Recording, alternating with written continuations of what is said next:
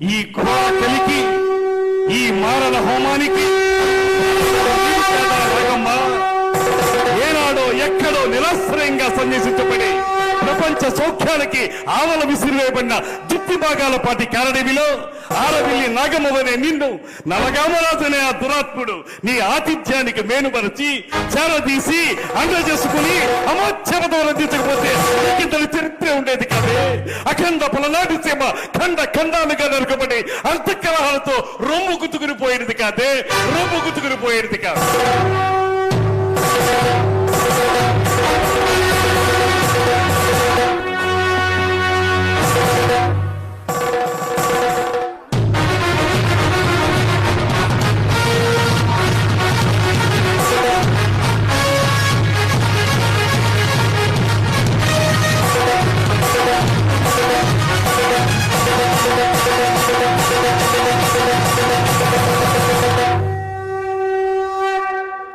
అలుపన్నది లేకుండా ఆశాంతం అద్భుతంగా పలికిన బాలచంద్రుడి ఏకపాత్రాభినయంలో అలా వచ్చి ఇలా మెప్పించినటువంటి